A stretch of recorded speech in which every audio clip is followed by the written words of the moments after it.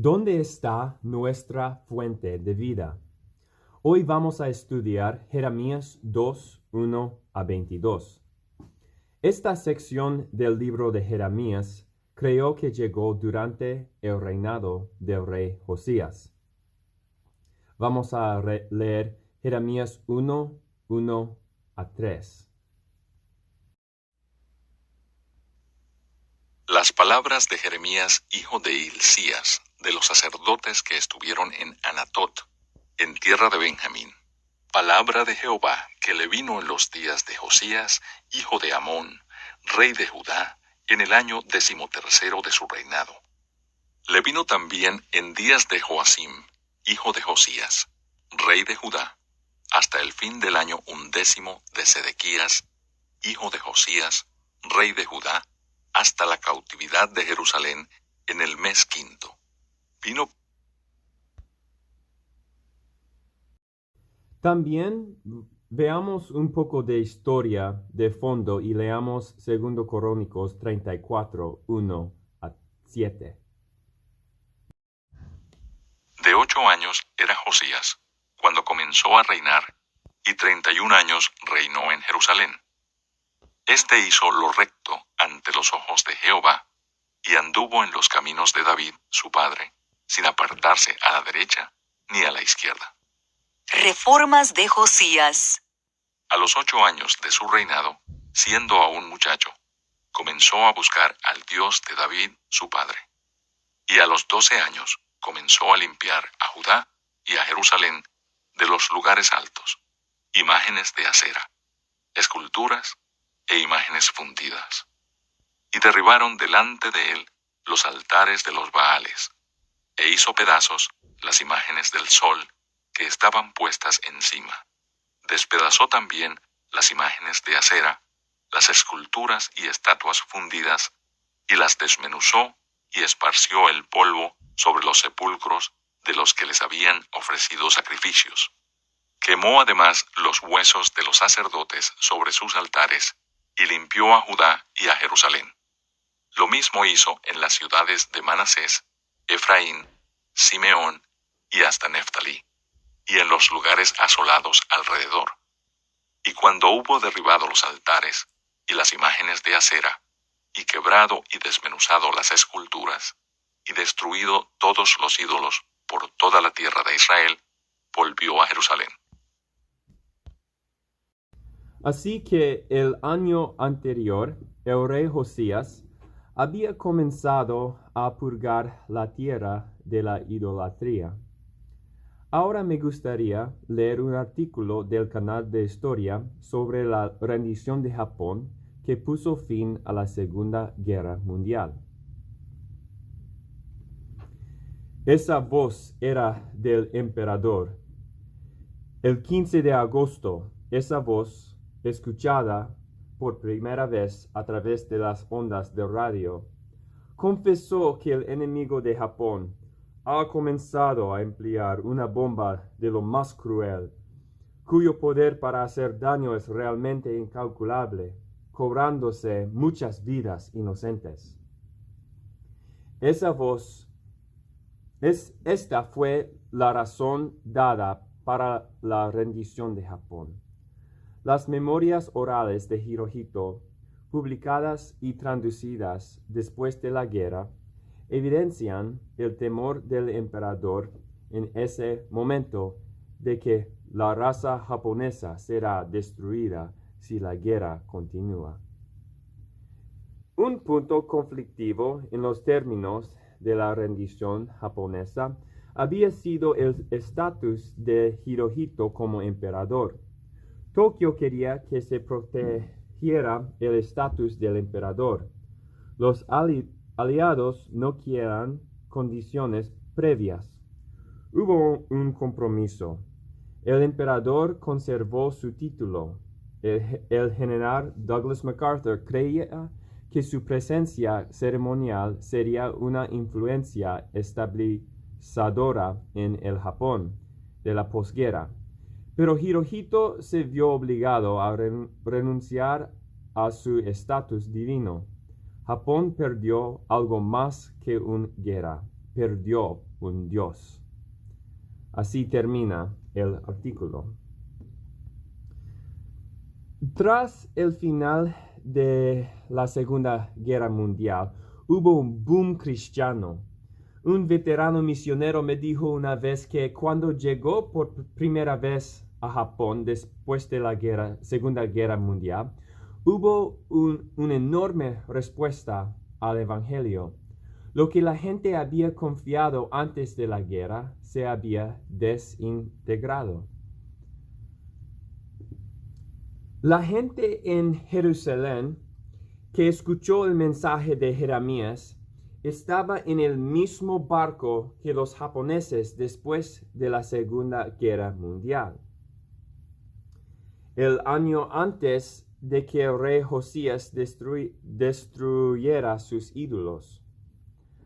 Al igual que el Japón de la posguerra, digo que Jerusalén habría estado en un vacío espiritual.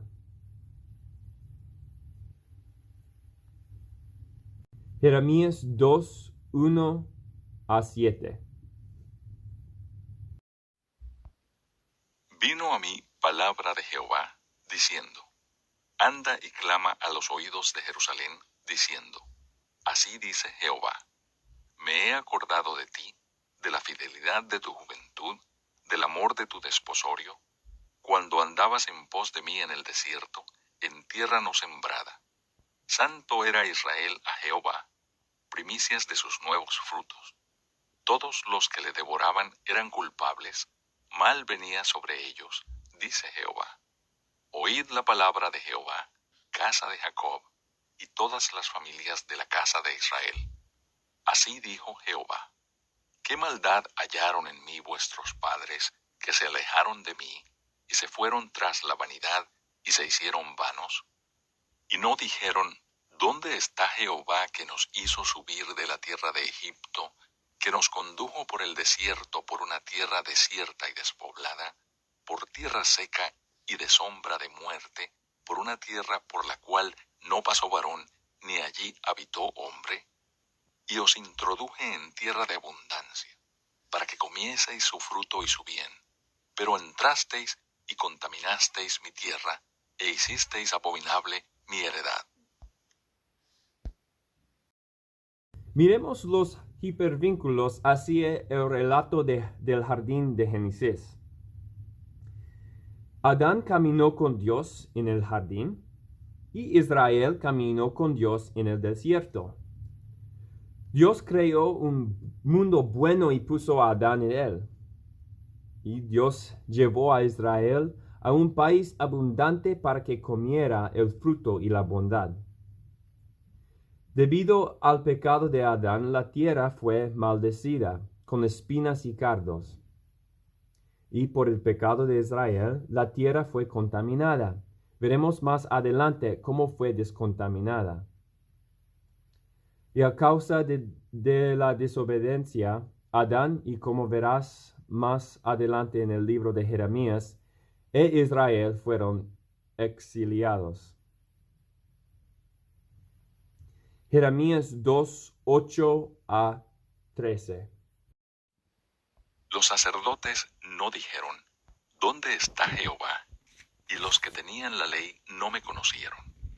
Y los pastores se rebelaron contra mí, y los profetas profetizaron en nombre de Baal, y anduvieron tras lo que no aprovecha.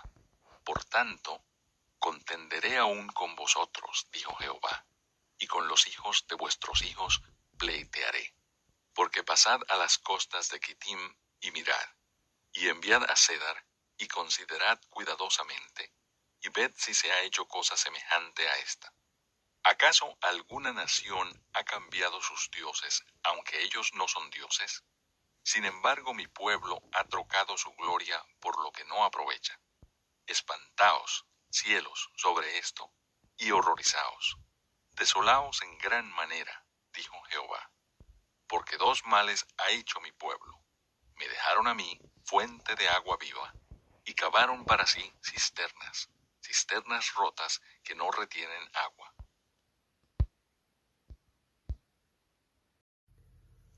Los dos males fueron: número 1, abandonar a Dios, la fuente de agua viva. Número 2, labrar cisternas rotas que representan los ídolos con los que trataron de reemplazar a Dios. Ahora usted puede tomar este verso y hacer una pequeña analogía y decir que cortar las cisternas rotas es una metáfora de la salvación por buenas obras. Los ídolos representan la salvación por tus propias obras, algo físico que es hecho por tus manos. La fuente de agua viva muestra que todo lo que tienes que hacer es ir y beber. No hay trabajo involucrado. Pero no, esto no se refiere a la salvación por obras. ¿Por qué? Porque ellos no estaban haciendo buenas obras.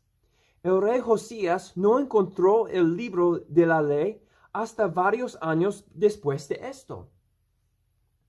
Este mensaje que Dios reveló a Jeremías fue un mensaje de arrepentimiento. Dios los estaba llamando a dejar de adorar a los ídolos y a obedecerle. De eso se trata este mensaje. Dios es la fuente de agua viva y obedecerle es beber de esa fuente. Dios usa una metáfora fuerte para llevar a casa su punto. Estos ídolos, estas cisternas no tienen valor. No hay una fuente de vida en ellos. En realidad quitan la vida. Espiritualizar las cosas físicas que Dios no ha instituido te chupará la vida. Jeremías 2, 14 a 19. ¿Es Israel siervo? ¿Es esclavo? ¿Por qué ha venido a ser presa? Los cachorros del león rugieron contra él, alzaron su voz y asolaron su tierra. Quemadas están sus ciudades sin morador. Aún los hijos de Memphis y de Tafnes te quebrantaron la coronilla. ¿No te acarreó esto el haber dejado a Jehová tu Dios cuando te conducía por el camino? Ahora pues, ¿qué tienes tú en el camino de Egipto para que bebas agua del Nilo? ¿Y qué tienes tú en el camino de Asiria para que bebas agua del Éufrates? Tu maldad te castigará y tus rebeldías te condenarán. Sabe, pues, y ve cuán malo y amargo es el haber dejado tú a Jehová tu Dios y faltar mi temor en ti, dice el Señor Jehová de los ejércitos.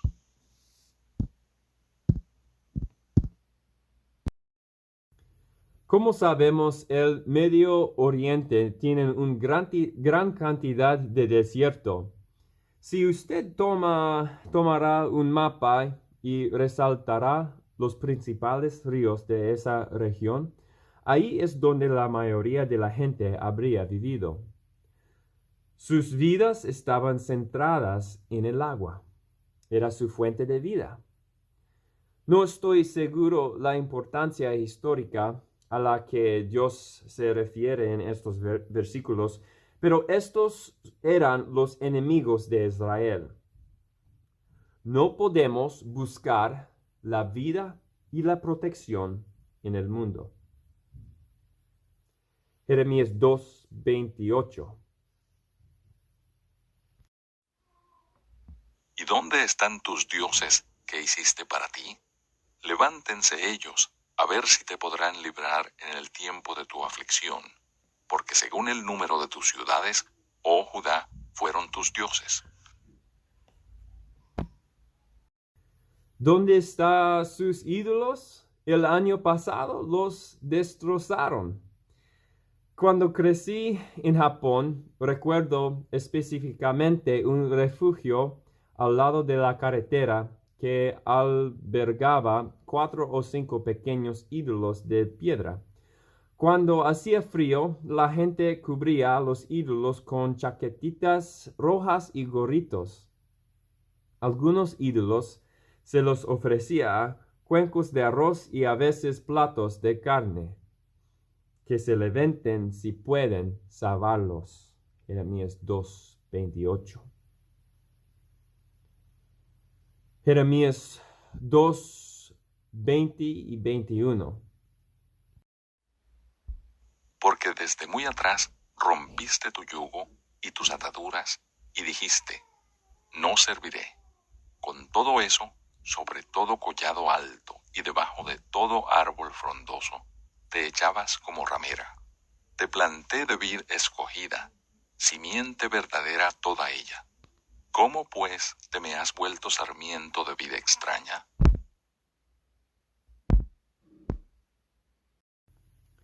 Voy a leer un artículo de una universidad de Alabama sobre una planta invasora no nativa de los Estados Unidos, conocida como kudzu. El kudzu es una enredadera agresiva que la mayoría de la gente conoce en el sureste de los Estados Unidos. Es un ejemplo clásico de una planta que se introdujo con buenas intenciones, pero que ha dado lugar a muchos males resultados. Los terratenientes saben muy bien que el kudzu puede ahogar la producción agrícola y el crecimiento de la madera. A menudo convierte en una mala hierba en zonas no agrícolas, como derechos de paso, campos antiguos, terrenos válidos o patios de edificios abandonados o poco utilizados. El kudzu también es una mala hierba en los bosques urbanos y los propietarios de viviendas suelen tener dificultades para controlar su agresivo crecimiento. El kudzu puede superar rápidamente a cualquier tipo de vegetación y suprimirla o matarla mediante una fuente sombra. Dados los problemas que causa, mucha gente suele preguntarse cómo es posible que una planta tan invasora haya sido introducida a propósito. Esta publicación ofrece una breve historia del kudzu en el sureste y explica las razones del problema en que se ha convertido. Se conocen aproximadamente 15 especies de kudzu. En todo el mundo, todas ellas originarias de China, Taiwán, Japón e India. Durante más de 2000 años, las culturas asiáticas han encontrado un gran valor en el kudzu. Los registros chinos hablan de que las raíces de kudzu se secan y cortan en dados con fines medicinales ya en 1578. La fibra de kudzu de las vides y los tallos se utilizaba para fabricar tela y papel de hierba en 1775. El kudzu se importó a Japón, donde las raíces se molían para hacer harina.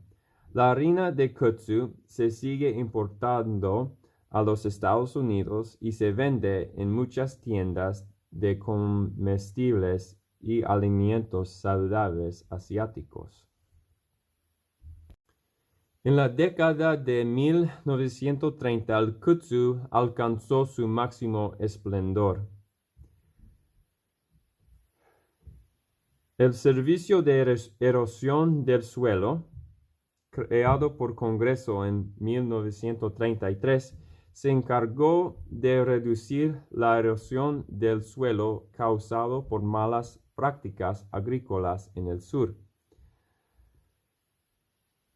El Servicio de Erosión del Suelo entregó unos 85 millones de plantas de kudzu a los terratenientes del sur para revitalizar las tierras y reducir la erosión del suelo y añadir nitrógeno a la tierra. El Cuerpo Civil de Conservación también plantó kudzu en el sur. El gobierno ofrecía hasta $8 por acre como incentivo para que los agricultores plantaran sus tierras con kudzu. En 1946 se había plantado unos 3 millones de acres de kudzu en las granjas. Irónicamente, debido a las dificultades de establecimiento, muchas de estas plantaciones iniciales no sobrevivieron. A principios de la década de 1950, el kudzu se había convertido en una molestia.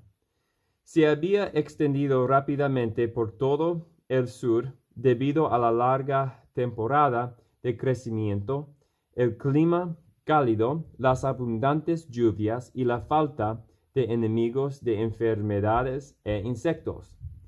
El abandono de las tierras de cultivo durante esa época contribuyó a la propagación incontrolada del kudzu. En 1953, el USDA eliminó el kudzu de la lista de plantas cobertura permitida en el Programa de Conservación Agrícola.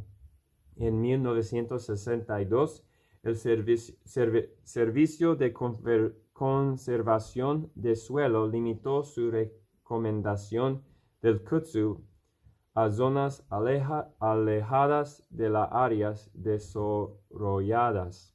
Finalmente, en 1970, el USDA incluyó el kudzu en la lista de malas hierbas comunes en el sur. El Congreso votó en 1997 para incluir el kudzu en la lista federal de malezas nocivas, donde permaneció durante unos años. Aunque ya no figura en la lista federal de malezas nocivas, el kudzu está actualmente incluido en la lista de malezas nocivas en 13 estados. Ese es fin de artículo. Hoy en día se estima que el kudzu cubre aproximadamente 7.4 millones de acres en el sur. No es de extrañar que el kudzu se conozca como la vid que se comió el sur. Se trata de una planta que se promocionó por sus numerosas calidades. No solo era útil en la agricultura como forraje y para controlar la erosión, sino que también se utilizaba como planta ornamental por su agradable fragancia, parecida a la de la uva, y su rápido crecimiento para dar sombra a los porches y patios de las casas del sur. Dios plantó una vid noble y selecta de semilla pura. Esa vid se convirtió en una vid silvestre, refiriéndose a Israel. Lo que Dios empezó fue una vid buena y selecta. Esa vid no se transformó en algo diferente como un arbusto de espinas, pero Israel apenas se parecía a lo que originalmente debía ser. Lo bueno que Dios había plantado se corrompió y se convirtió en algo salvaje y fuera de control. A lo largo de estos versos, Dios sigue refiriéndose a la rebelión de Israel. Su desobediencia los convirtió en una vid salvaje. Su desobediencia los convirtió en una mala hierba. Juan 15:1. Yo soy la vid verdadera y mi Padre es el labrador. Dios ha plantado otra vid. y Él es la verdadera vid. Juan 15, 2-14. Todo pámpano que en mí no lleva fruto, lo quitará, y todo aquel que lleva fruto, lo limpiará, para que lleve más fruto. Ya vosotros estáis limpios por la palabra que os he hablado. Permaneced en mí, y yo en vosotros. Como el pámpano no puede llevar fruto por sí mismo, si no permanece en la vid, así tampoco vosotros, si no permanecéis en mí. Yo soy la vid, vosotros los pámpanos. El que permanece en mí, y yo en él, éste lleva mucho fruto, porque separados de mí, nada podéis hacer.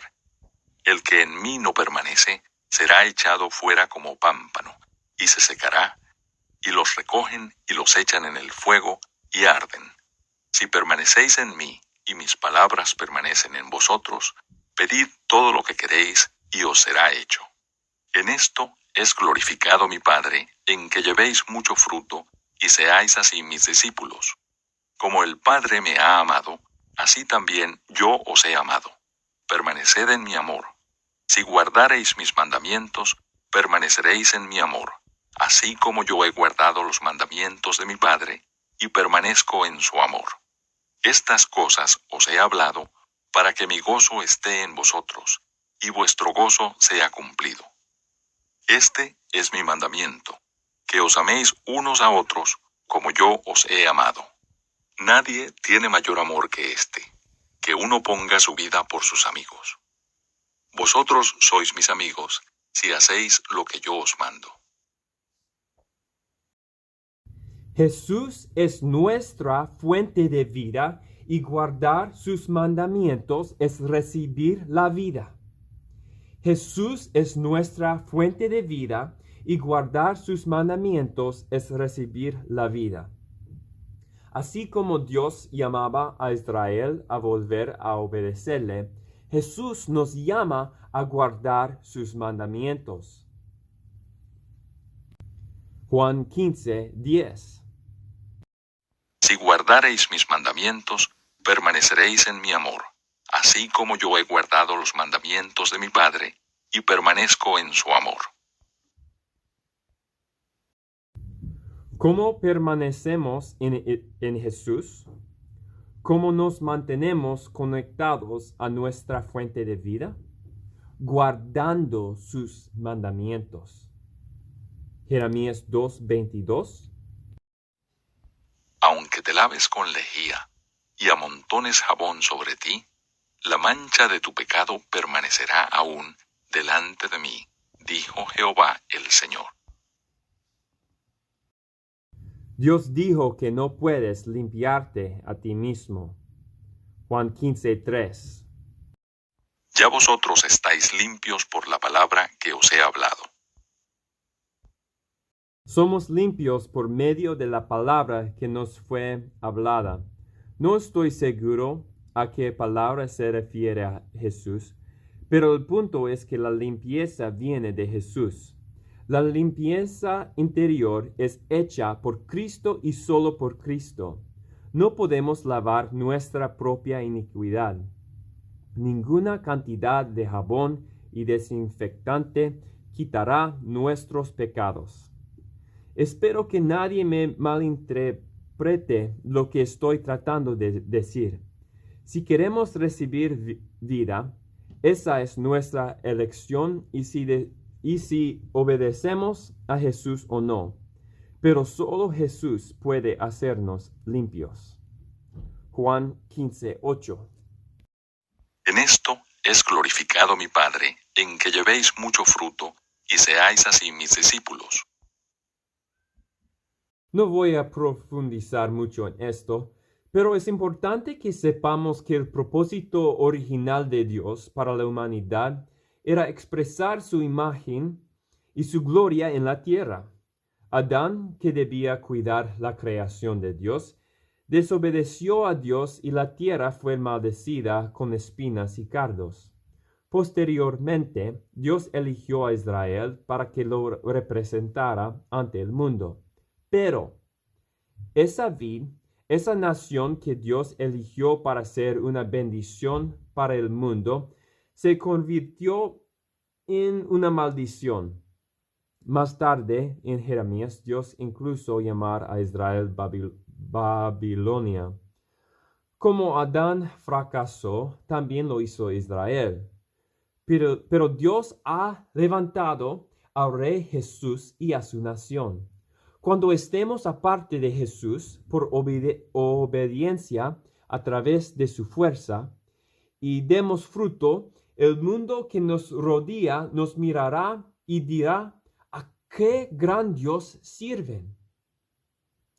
Y una cosa más, cualquier iglesia que no esté arraigada en la obediencia a Jesús es una maldición para el mundo.